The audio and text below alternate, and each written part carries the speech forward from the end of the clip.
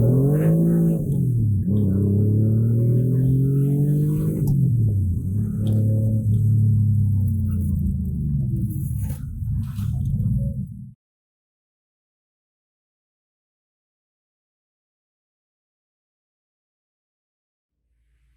right, so we got a 2008 Mazda MX5.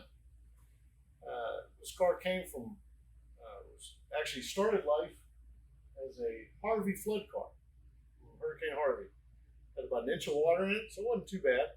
All the insurance companies were totaling cars, and many people lost cars, which was unfortunate, but to this car, it was actually a benefit because it's now become a wonderful little race car in the process of building still.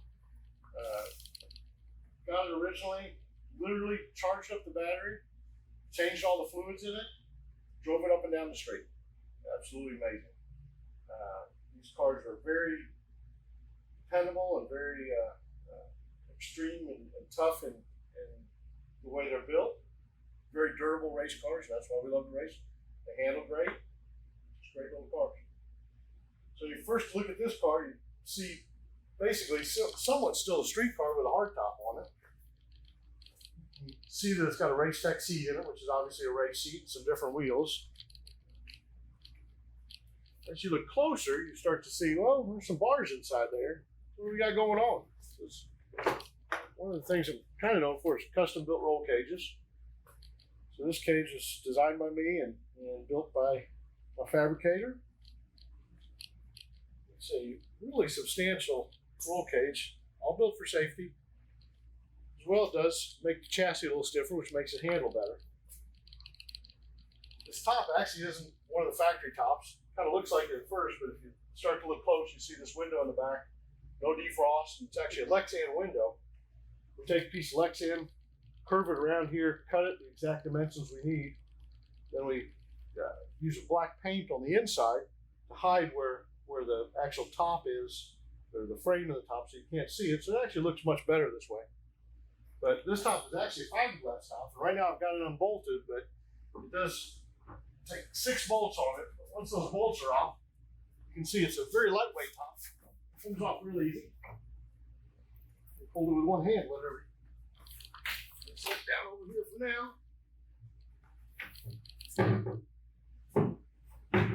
Now you can see the roll cage a little bit better. Some of the work we're doing on it. I had the seats out of it here recently, and we're redoing the harnesses, doing a fire system on it. Built a aluminum deck in the back here, in part to hide the trunk and protect the driver from the fuel system, because all the fuel comes in here still, just like on the stock car. The fuel tank is actually mounted underneath the car right here, but there is a panel here where fuel could get to the driver if there were an accident or a leak. So we like to seal off that compartment so the fuel compartment is separate from the driver compartment, just for safety. There's all aluminum panels that we fabricated. They're going to go here and down here that close off the whole compartment, which will make it much safer and a little cleaner of a look and install for it. The roll cage, as you can see, quite substantial, multiple bars in case of a rollover. These bars right here are called FIA bars, or very similar to FIA bars. And basically they help support the roof structure in case of a rollover, that this would not crush in any way or fold in. Windshield pillars are somewhat strong for a street car, but for a race car, when you're on track and mixing it up with other race cars that are heavier and faster, sometimes it can be a more dangerous situation, so you want to make sure you're safe for it. In the back here, we've got the aluminum panels that we're going to put back in. These are the panels that all custom made that make up the rear deck area. Going to mount the rear battery, the battery that's now up front in the back here. Doing some tow hooks and door pulls here. But you can see the cage comes down all the way here in the back. Goes back to basically the shock mounting area, tying in from as much as you can that the rules will allow you, from the rear shocks all the way to the front shocks. You will notice a lot of triangles in the car. Part of the reasons the triangles actually are the strongest form that you can have to create any load in any kind of accident. Now, this car will be used for track days as well, so it's got all the same protection for the passenger that it does the driver. This is the fire system, new in a box from OG Racing. Bottle's going to get mounted back here in the back. Lines will get run throughout the car. In case of a fire, they'll be able to pull a switch. Fire system will go off, and it'll buy them a little extra time to get out of the car. So one of the things we do with our roll cages, come back and look how far the roll cage comes out. A couple reasons for it. For one, it's more crumple zone, so if the car were to get, say, T-boned, which has happened to one of my cars, this area has to crush in before it gets to the driver, so it's much, or passengers or driver, so it's much safer. As well, this being in a outward motion like this, it creates a support where all the forces will have to be generated out throughout the whole cage.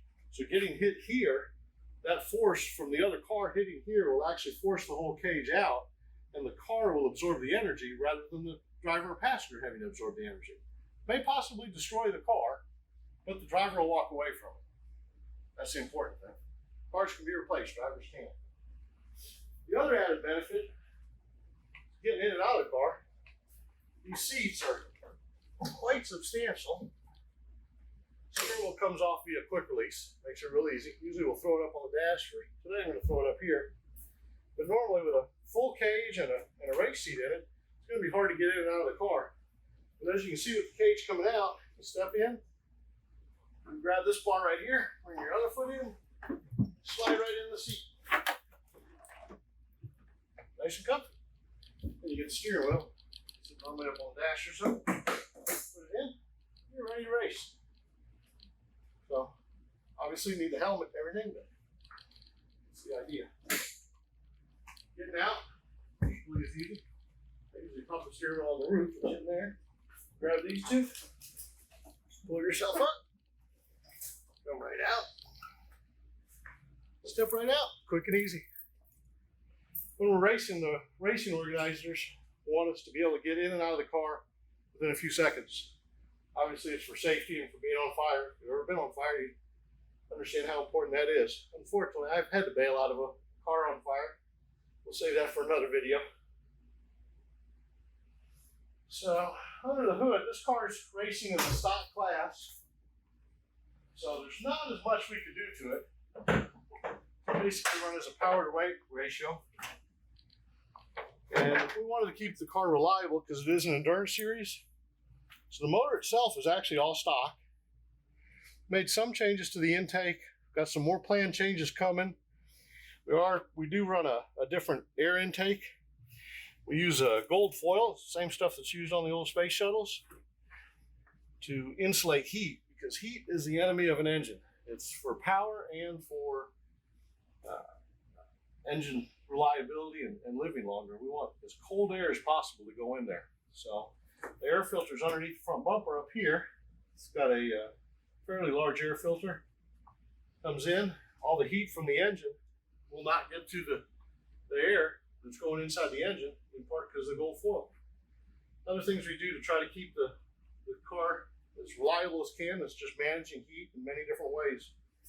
Radiator fan blows up through here. We're going to add some hood vents so the air can actually escape through the top of the hood. We'll do those in another episode. They're probably a video of itself. Do other things like wrapping the entire wiring harness with a special tape. All that does is it protects the wiring harness from the heat, so it won't get brittle, won't fail. One of the big problems on these cars is having the wires right here in the connectors for the coil packs, which gives a spark to the engine. If they get too hot and brittle over time and age, they actually crack and they break, and then you won't have any spark. It creates a misfire. The car won't run well, and in the end you have a car that either doesn't run or runs poorly, and that can really ruin your race. So one of the things we do is go over the whole wiring harness, add different things to it to manage the heat. Same thing on the exhaust.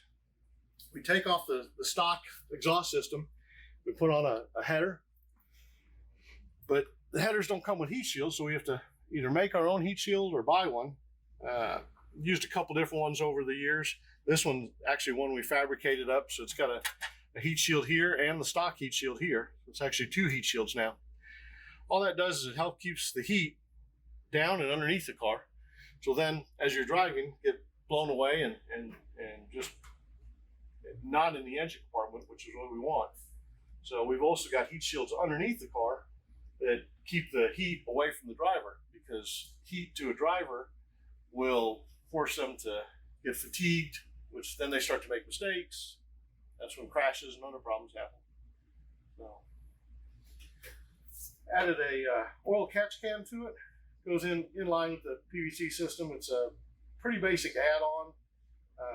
Oil in the throttle body is a power robbing thing, as well as can gum up piston rings and other things. So we try to get that collected here rather than getting it back into the intake system.